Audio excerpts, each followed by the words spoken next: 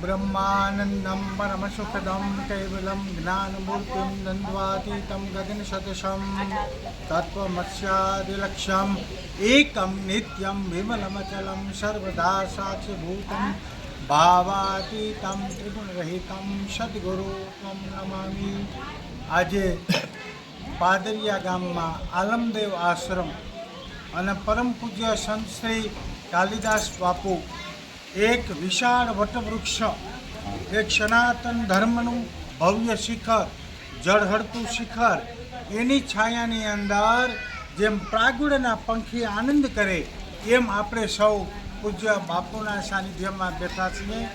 અહીંની જે સેવાકીય પ્રવૃત્તિઓ છે, આશ્રમની જે વિવિધ પ્રવૃત્તિઓ છે એ વિશે શ્રી હરદાસભાઈએ વિસ્તૃત વાત કરી, એટલે એ વિશે વધારે વર્ણન ના કરતા કાલિદાસ બાપુનો એક જીવન ચરિત્ર સંક્ષિપ્ત આપને કહું છું કે નાની વયની અંદર જેને વૈરાગ્ય લાગ્યો અને રામાપીર પ્રત્યે, સનાતન ધર્મ પ્રત્યે એમને પ્રીતિ થઈ અને સીતારામ બાપુ જેવા સદગુરુના ચરણોમાં જેણે દીક્ષા લીધી, પરબના એક પીરનું સાનિધ્ય સ્વીકાર્યું, માટે સત દેવીદાસ, અમર દેવીદાસ, એ દેવીદાસ બાપુની જે કરુણા, દેવીદાસ બાપુની જે દયા અને જે સત ધર્મનો આંબો એનું સિંચન પૂજ્ય બાપુ અવિરત કરી રહ્યા છે।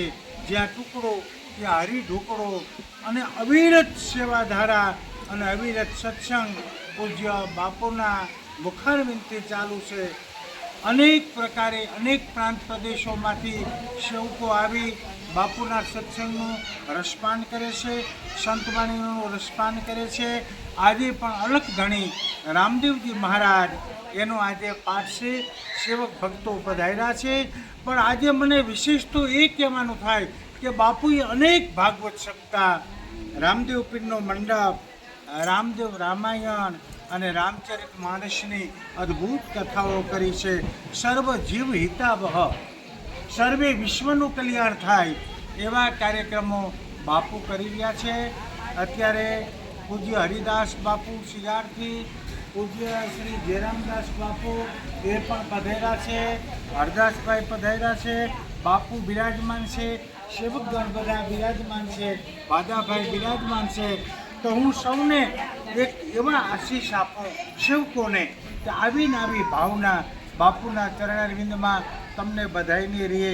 અને ચાલો આજે આપણે બધા ભેગા થઈ અને એક એવો આશીર્વાદ આપીએ કે અમારા વહાલા એવા પૂજ્ય બાપુને જેમ હરદાસભાઈ કે એમ લાંબુ આયુષ્ય પ્રદાન કરે, તંદુરસ્તી આપે, ઘણું જીવો હો જીવન આધાર।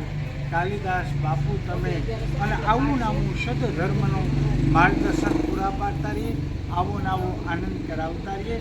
બાકી તો સરોવર તરોવર સંત જલ ચોથા વર્ષે મેર એ પરમાર્થને કારણે ચારે ધૈરા છે। તે બોલો પરમના તમે બગો અહીંયા શિષ્ય પૂજ્યપાત હરિદાસ બાપુ પધાર્યા હોય, બગોદરાથી નળ સરોવરને રસ્તે જતા 6 કિલોમીટર શિયાળ ગામ રોડ ઉપર, ત્યાં પણ બાપુની કૃપાથી એમનું અન્નક્ષેત્ર સરતું હોય। ઊંચ નીચના કોઈ પણ ભેદભાવ નહીં, કોઈ જ્ઞાતિવાદ જાતિવાદ નહીં, ગમે તે વર્ણ। બપોરે ત્યાં શાસ્ત્રીજીએ કીધું હરિનું નામ લેતા ટુકડો ઢુકડો એવું હરિદાસ બાપુનું અન્નક્ષેત્ર ચાલુ હોય, ખૂબ સેવા પૂજા પાઠ પૂજા કરે। એવા જ અમારા પૂજ્યપાત જયરામદાસ બાપુ દુખેરી મહુવા તાલુકાનું 4-5 ગામના માણસો સતત ત્યાં સેવા કરતા હોય, એમનો પણ ભગીરથ કાર્ય બહુ મોટું કરતા હોય। દર વર્ષે ભાગવત સપ્તાહ હોમ હવન કરતા હોય। ભગવાન આવા કાર્યો કરવાની આ લોકોને શક્તિ આપે એવી ભગવાન પાસે પ્રાર્થના। બોલો રામા પીરની જય, બોલો પરમા પીરની જય।